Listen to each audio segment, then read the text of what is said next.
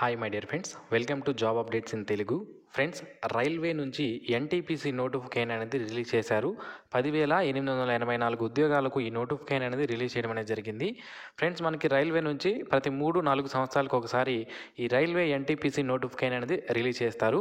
అయితే ఇందులో మనకు చూసుకున్నట్లయితే ఇంటర్మీడియట్ క్వాలిఫికేషన్తో 3,404 వేకెన్సీస్ ఉన్నాయి. వీటిని అండర్ గ్రాడ్యుయేషన్ లెవెల్ పోస్టులు అని మనం పిలవడం జరుగుతుంది. అలాగే 7,479 గ్రాడ్యుయేషన్ లెవెల్ వేకెన్సీస్ అనేవి ఉన్నాయి. వీటికి డిగ్రీ క్వాలిఫికేషన్ అనేది ఉండాలి. వీటిని గ్రాడ్యుయేషన్ లెవెల్ పోస్టులు అని మనం పిలవడం జరుగుతుంది. ఇక అండర్ గ్రాడ్యుయేట్ ఇంటర్మీడియట్ క్వాలిఫికేషన్తో ఉన్న పోస్టుల్లో మనకి accounts clerk cum typist, commercial cum ticket clerk, అలాగే junior clerk cum typist, trains clerk అనే ఉద్యోగాలు అయితే ఉన్నాయి.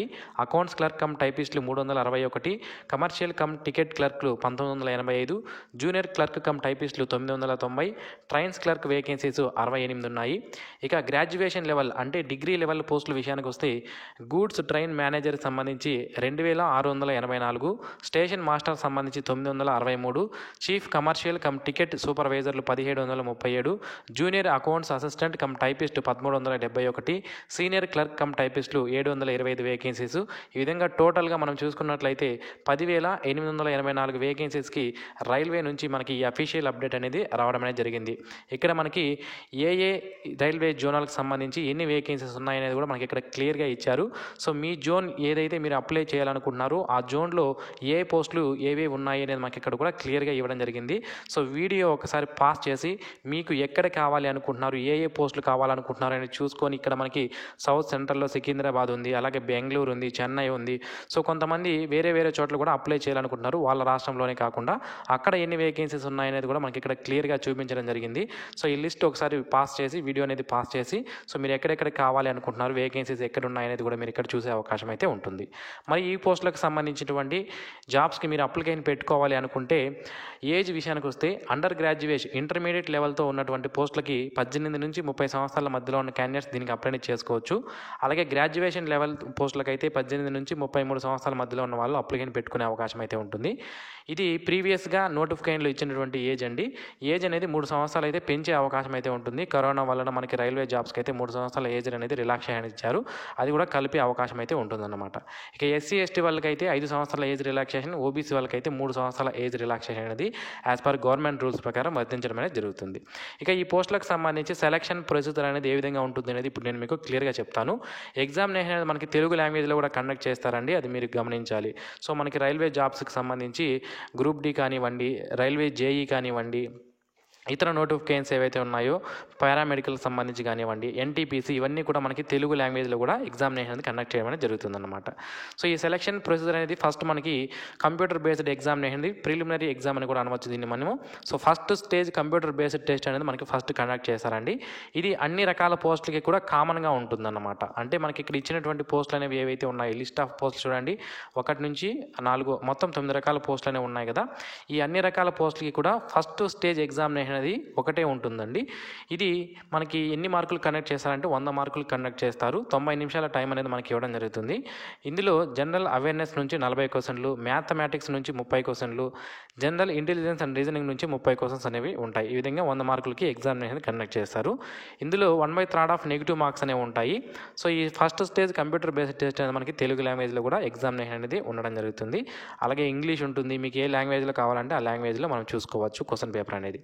సో ఎవరైతే ఈ ఫస్ట్ స్టేజ్ కంప్యూటర్ బేస్డ్ టెస్ట్లో క్వాలిఫై అవుతారో ఒక కట్ ఆఫ్ అనేది నిర్ణయిస్తారు. ఆ కట్ ఆఫ్ని రీచ్ అయిన వాళ్ళందరికీ కూడా second stage computer based test అనేది కండక్ట్ చేయడం అనేది జరుగుతుందండి. ఈ second stage computer based test అనేది మనకి ఏ విధంగా ఉంటుంది చూడండి. ఈ second stage computer based examination అనేది ఈ విధంగా ఉంటుంది.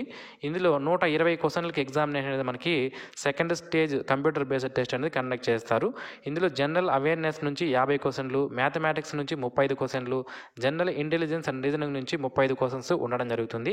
ఎగ్జామినేషన్ టైం వచ్చి మనకి 90 నిమిషాల టైం అనేది ఇవ్వడం జరుగుతుంది అన్నమాట. దీనికి కూడా మనకి 1/3 ఆఫ్ నెగిటివ్ మార్క్స్ ఉంటాయని మనకి ఇక్కడ క్లియర్గా మెన్షన్ చేశారు సెకండ్ స్టేజ్ సిబిటీలో కూడా.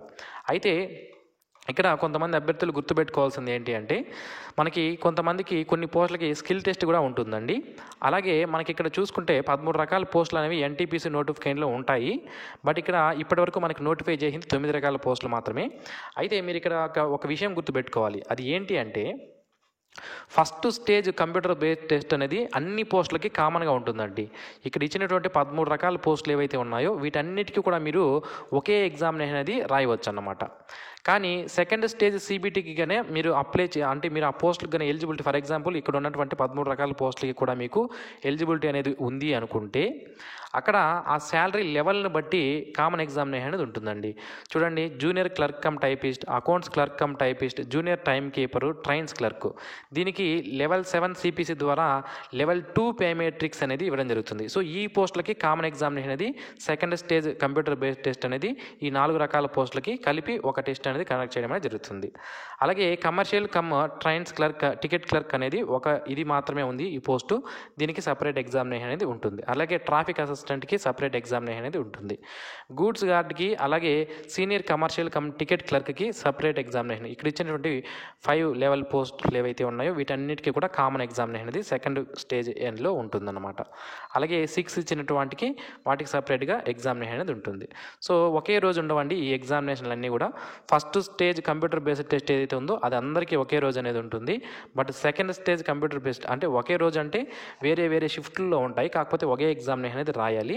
But second stage computer based test అనేది ఆ లెవెల్ ఆఫ్ పోస్ట్ని బట్టి మనకి ఉండడం జరుగుతుంది. ఇక్కడ మీకు ఒక డౌట్ రావచ్చు, ఏంటి మరి నేను లెవెల్ 2కి ఎలిజిబిలిటీ ఉన్నాను, లెవెల్ 3కి ఉన్నాను, లెవెల్ 4కి అన్ని లెవెల్స్కి ఎలిజిబిలిటీ ఉన్నాను, నాకు ఒకే రోజు ఎగ్జామినేషన్ ఉంటుందా అన్ని రకాల పోస్టులకి అని డౌట్ ఉంటే మీకు ఉండదండి. సపరేట్ డేట్స్లో ఉంటాయి. కాబట్టి మీరు సపరేట్గా ఈ ఎగ్జామినేషన్స్ అనేవి అటెంప్ట్ చేసుకునే అవకాశం అయితే ఉంటుందన్నమాట. అయితే second stage computer based test అయిన తర్వాత కొన్ని పోస్టులకి స్కిల్ టెస్ట్ కూడా ఉంటుంది. అది ఏంటి అంటే junior clerk cum typist, accounts clerk cum typist, junior time keeper, trains clerk పోస్టులకి టైపింగ్ టెస్ట్ అనేది ట్రైన్స్ క్లర్క్కి లేదు, పైన ఇచ్చినటువంటి 3 పోస్టులకి టైపింగ్ స్కిల్ టెస్ట్ అనేది ఉంటుంది. ఎంత టైపింగ్ చేయాలంటే 25 వర్డ్స్ పర్ మినిట్ మాత్రమే టైపింగ్ ఉంటుంది. అది 1 మంత్లో మీరు ఈజీగా నేర్చుకోవచ్చు అన్నమాట. సెకండ్ స్టేజ్ సిబిటీ అయిపోయిన తర్వాత కూడా మీరు నేర్చుకోవచ్చు. నెక్స్ట్ ట్రాఫిక్ అసిస్టెంట్ అనే పోస్ట్కి కంప్యూటర్ బేస్డ్ యాప్టిట్యూడ్ టెస్ట్ అనేది ఉంటుంది. అలాగే senior clerk cum typist, junior account assistant cum typist, senior time keeper పోస్టులకి టైపింగ్ టెస్ట్ అనేది ఉండడం జరుగుతుంది. అలాగే స్టేషన్ మాస్టర్ పోస్ట్కి కంప్యూటర్ బేస్డ్ యాప్టిట్యూడ్ టెస్ట్ అనేది ఉండడం జరుగుతుందన్నమాట. ఇక ఈ పోస్టులకు సంబంధించి కంప్యూటర్ బేస్డ్ టెస్ట్ అనేది ఏ విధంగా ఉంటుంది చూడండి. టైపింగ్ టెస్ట్ అనేది ఏ విధంగా ఉంటుందంటే 25 వర్డ్స్ పర్ మినిట్ టైపింగ్ అనేది మీరు ఇంగ్లీష్లో అయితే 30 వర్డ్స్ పర్ మినిట్ టైపింగ్ అనేది చేయాలండి. హిందీలో అయితే 25 వర్డ్స్ పర్ మినిట్ టైపింగ్ అనేది పర్సనల్ కంప్యూటర్లు ఇస్తారు మనకి, దాంట్లోనే చేయవలసి ఉంటుందన్నమాట. సో అది కొన్ని రకాల పోస్టులకు మాత్రమే టైపింగ్ టెస్ట్ అనేది ఉంటుంది. అది ఏ పోస్టులకి అనేది నేను ఇక్కడ మీకు ఈ లిస్ట్లో అయితే మీరు ఇక్కడ చూడవచ్చు. టైపింగ్ టెస్ట్ దేనికి ఉంటుంది అనేది మీరు ఇక్కడ చూడవచ్చు.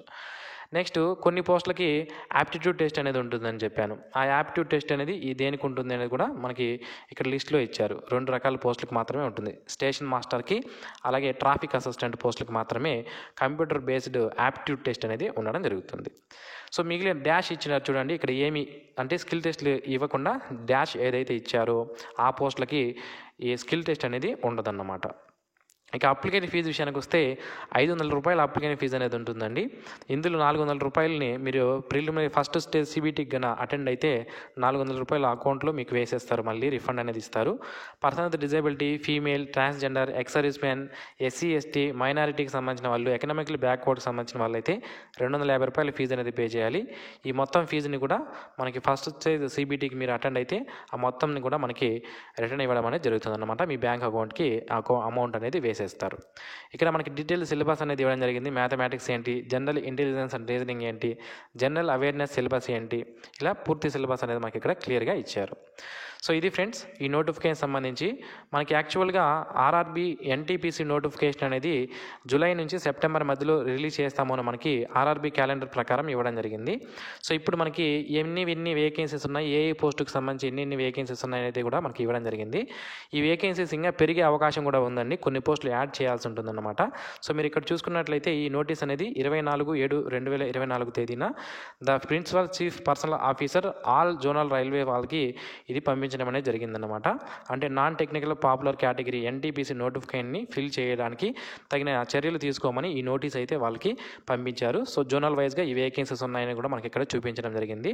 సో వేకెన్సీస్ ఇంక్రీజ్ అవుతుంది. అలాగే నోటిఫికేషన్ కూడా మనకి రిలీజ్ అవుతుంది. నోటిఫికేషన్ ఎప్పుడు రిలీజ్ అవుతుంది అంటే మనకి ఆగస్టు 15th లోపు మనకు నోటిఫికేషన్ అయితే రిలీజ్ అయ్యే అవకాశం అయితే ఉంటుందన్నమాట. ఓకే, సో ఇది friends, thanks for watching this video. Have a nice day.